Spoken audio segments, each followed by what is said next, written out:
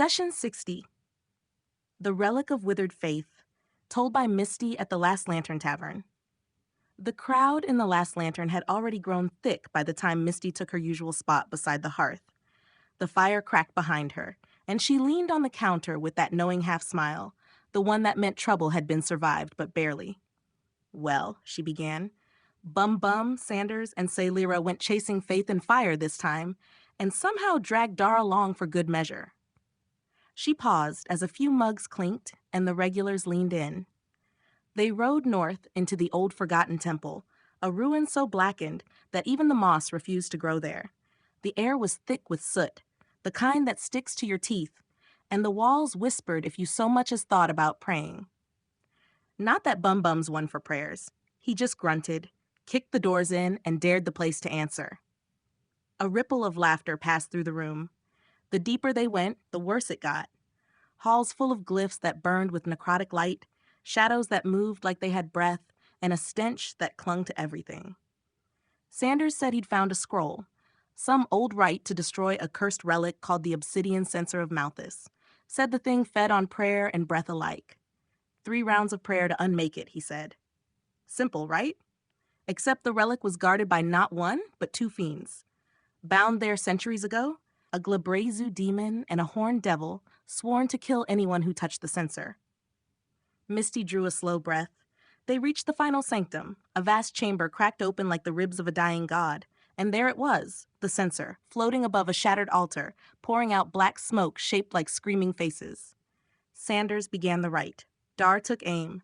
Saylira drew her moonlit blade, and Bum, he just laughed and charged. The crowd cheered softly. The demon came first, all claws and teeth, tearing at the stones.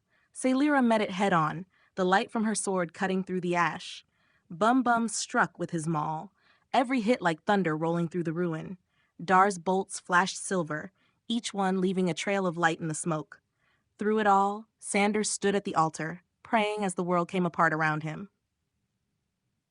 Her voice lowered, carrying the tension like a string pulled tight. Then the devil broke free. Fire swept the chamber. The smoke turned red.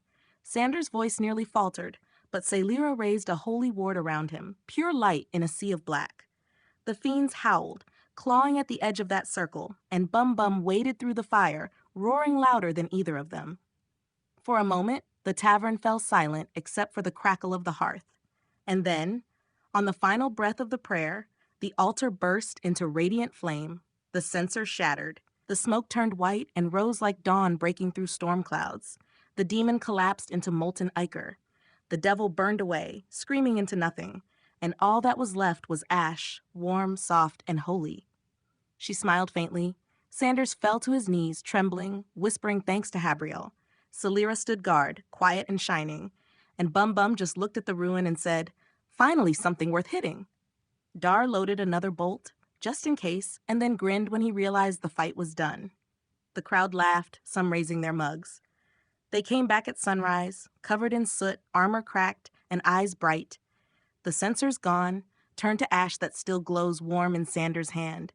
The temple's curse is broken, but word's spreading already.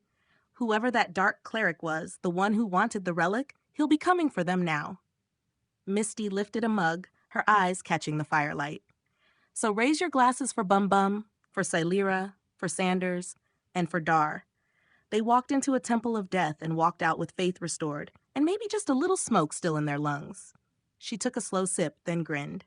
And knowing Bum, he probably tried to bottle it. Laughter erupted through the tavern, and the night rolled on.